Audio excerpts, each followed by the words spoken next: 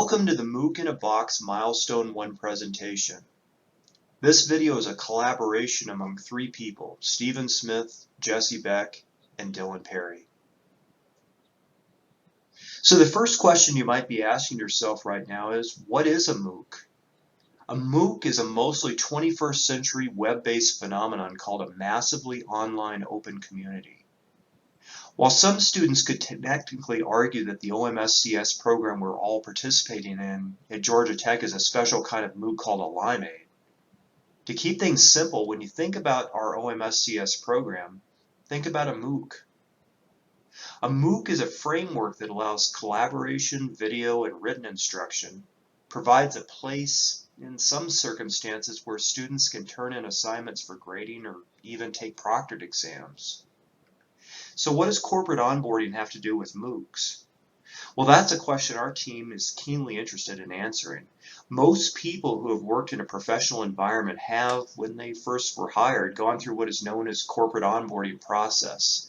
That is the set of reading materials, video, and live classroom presentations you might have had to experience for your own organization to give you a better idea what your work environment is, what the corporation does, and how you will fit into that team of colleagues.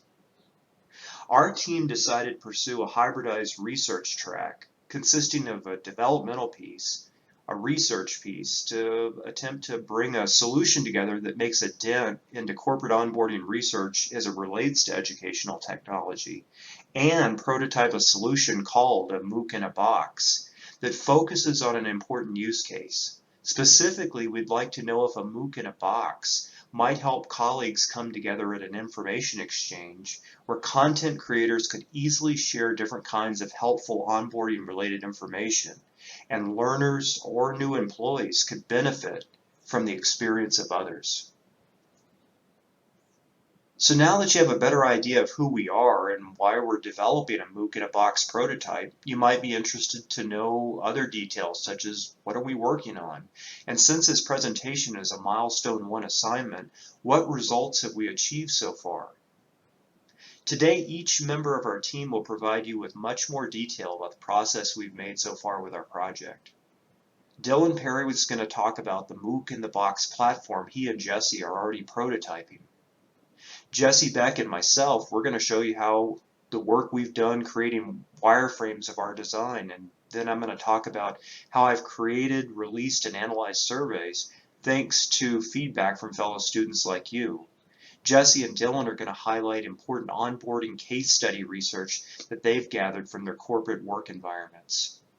All three members of our team have also collaborated to create wireframe diagrams of a student and content creator proposed perspectives of our design and engaged colleagues at work, conducted and analyzed user experience interviews.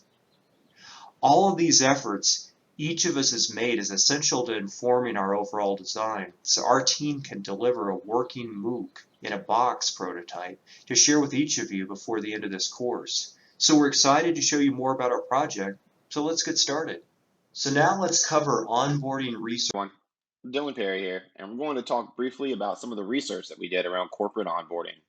So to kind of set the tone, we had two kinds of research. One, where we looked up companies, academic papers, and the like, and came to our own conclusions, and the other, where we asked y'all through a survey, which had over 30 responses, so a big thank you to you guys. Let's dive in. So I think it makes sense to start with our personal experiences and kind of show why we went into this topic and really kind of show what we went through with regards to onboarding. We added some more details around these processes in our documentation, but overall, the kind of takeaway was that none of us would say that our onboarding was perfect, but it certainly wasn't terrible either, which kind of let us think, what did everyone else feel about their onboarding process? Is that just how we felt, or was that kind of universal? And from our survey, you guys kind of confirmed our thoughts. In general, it seems that onboarding is okay, or in some cases even good, but certainly has room to improve. So with that in mind, we wondered, was there a particular part of onboarding that was limiting the process? So with that, we ask about technical versus organizational onboarding, right? Technical being setting up your environment and things like that. And for the most part, it seemed that that part was actually smoother. And this actually meshes with a lot of research that we've done where things like the language you use, the IDEs, and your environment setup are normally done a little bit better with respect to onboarding. However, it's the HR stuff, timesheets, expense reports, and the like, that are on average more of a problem and a struggle during the onboarding process. So from our personal experiences, the research, and the survey results, we kind of drew out three key concepts that we think are going to dictate the future of onboarding. First is that it's formal. Most organizations are going to an actual program that's dedicated to easing the transition into the workforce. Second, it's longer term. It's no longer just a week. We're talking months, even over a year in some cases. And lastly, it's new hire centric. Many people in the survey, and indeed in our own experiences, highlighted the problem that with these longer programs, not everything is relevant or valuable. So going forward, onboarding programs need to figure out how to personalize content to the new hire and to the role they're going to take on. Oops, sorry. These are some of the competitors that we found. They were identified in the project proposal and highlighted through surveys as well, and they're similar to what you would think. Traditional MOOCs, Udemy, Udacity, Coursera, etc., as well as YouTube. I mean, who hasn't used YouTube for a tutorial on something? And then Medium and Stack Overflow, which are pretty predictable tools in a computer science graduate program. But we were trying to find some that were specific to the workplace, and we kind of identified three that we didn't really know about beforehand, and they're WalkMe, Pluralsight, and Onboarder. More information on these three can be found in the documentation as well. They're all valuable tools for their certain parts, but they kind of lack the big picture, which is what we touch on this slide right here, and what they're missing. Most tools do not allow for community and organization-driven content, and this is a problem. Surveys have shown that 58% of us have been asked to onboard someone else. 44% have been asked to create tutorial or other content outside of this class. We believe there's an opportunity to marry those percentages here and achieve real change in the onboarding process. Our vision is tutorials, guides, and other onboarding materials for the people, by the people. Lastly, every tool you've seen has some combination of MOOC, a workplace focused, and being community driven, but the reality is none of them have all three as their core pillars. We think that our MOOC in the box prototype and research is going to show that there is a real need for a tool like this in the workplace to ease the onboarding process. And with that, it wraps up the research or the onboarding research portion of our show. Thanks for listening. So now I'm going to spend a couple moments just giving you a quick overview of the survey designs that I've done that are supporting and informing the research that we're doing and helping to inform the usability design of our software application. So leading up to this Milestone 1 assignment, the first thing that I did is created a corporate new employee onboarding survey, and that was intended to augment the research that our team has been doing, that Dylan has talked about, things that he's developed and found in his research. Then I created a MOOC in a box user experience that covers the student view perspective of our proposed web application, and then finally the MOOC in the box content creator survey. Thanks to all of you students who have participated in this, because there's screenshots and information that gives you a flavor of what our proposed design looks like, and then we can get your valuable feedback to, in Milestone 2, happily report changes and improvements that we're making to the design, and ultimately bringing that into the web application demonstration and live application that we're trying to build. So now that Dylan has given a background into onboarding, we kind of want to dive into the hybridized portion of this presentation and the work that we're doing. So without further ado, let's hear from Jessie Beck, and she's going to talk about mock-ups to designs for the student view of the MOOC in the box prototype. Hi, my name is Jessie Beck, and I wanted to show you the mocks that I created for this milestone. So this is the viewer portion of the mocks for the MOOC in the Box website. So just a quick tour. Here is the course library page where you'll see the individual course information. You can favorite a course. If you click enroll, it'll go to that course's course overview, where you can see an outline of the different lessons in the text box here, as well as in the panel here. You can click on the different lessons. That'll bring you into the lessons page, where it might be a video lesson or it could be a text-only lesson. You can also favorite individual lessons. Those will appear under the lesson section of the favorites tab, whereas you'll also see your favorite courses too. So for any courses that you are enrolled in or that you've completed in the past, you can go find those in My Courses. We also have a button here for Create a Course. That's not hooked up yet. We're still working on the other side of the mocks for this website. Also a basic profile editing page. So I'd love to hear any feedback about this. Thank you.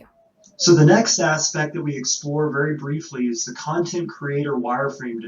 All right, let's go ahead and get started. I just want to give you a very brief overview of the content creator wireframe diagram and wireframes that we've been using in our surveys and user experience interviews that we're going to be doing. So very quickly, if you were a content creator, you could click on something like this, go to this screen. If you wanted to add a new tutorial, you could press this button, and then you'd be able to enter the title, paste a video here. I just used YouTube, but you could have any video source that you wanted. The other capability is adding a new topic heading. Clicking on that, say you wanted to learn about SharePoint widgets, wanted to add a new heading, you'd be able to do that. Then you could click a new tutorial button to add videos associated with that.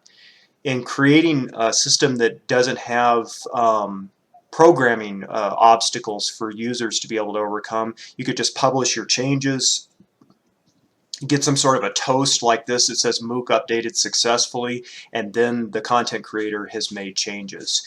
We'll be making updates to this usability wireframe set of slides as we lead into Milestone 2 and incorporating that into our development, but wanted to give you a kind of an overview of this aspect of the design and what I've been working on.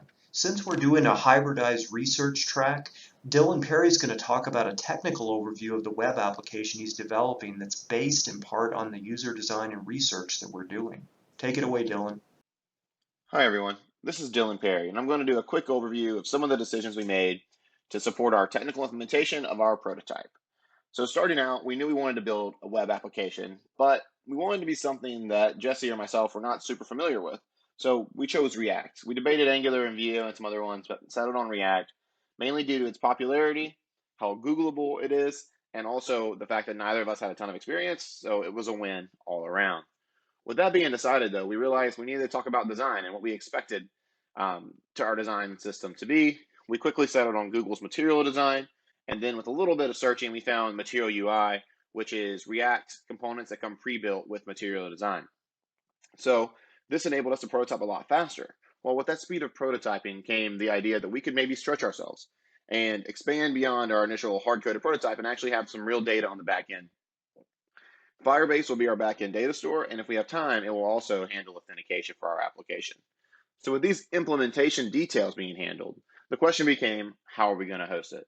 Obviously, AWS was an option, or Google Cloud, or things like that, but we settled on a pretty basic option of GitHub Pages.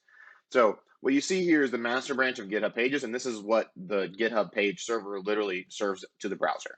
So this is all static assets. Everything here is like an indexed HTML that serves up styling and JavaScript files that are included. But where we actually our development is on this source code branch, and here you can see some of the React app information as well that we use. So basically, when we're done coding, we commit to source code, we run an npm command that pushes the build folder to the master branch, which is what you see here, and that results in what you see in the browser, which is a pretty basic prototype for now, but one that we're hoping to build on once we dive in and digest some of the results of the surveys and as well as the user experience studies. Thank you guys for listening. We're going to be pleased to present even more information in Milestone 2. There's other surveys that we're currently conducting and additional user studies that we'll talk about in more depth in Milestone 2. But now let's jump ahead to the results that Jesse Beck has gathered from the interactions that we've had with colleagues in user studies. Dylan, Steven, and I each did 3 user studies with colleagues. And some of the takeaways that we encountered were that for the course library page, the button that says enroll perhaps should say overview and take the user to the overview page rather than committing the user immediately to that course. The course library page also needs a way to individualize by interest, role, and perhaps optional and required courses. And that filtering and search will be key for this page, which could be overwhelmed by hundreds, if not thousands, of courses. For the course overview and course lessons pages, it was noted that these could be ambiguous if you're in multiple courses. Perhaps this should be a type of sub-navigation, and that the course versus lesson terminology is confusing, so we should revisit that and how we present it to the user. Several people expressed wanting progress indicators to know how far along in the course they were, and that they might like contact information for the course creator or the subject matter expert if they want to learn more about this course. As for survey takeaways, people said that the video lesson was clean and simple. They did request a way to change speed. For the course overview and current lesson pages, again, we had the same feedback that this should be a type of sub-navigation and that people wanted progress indicators.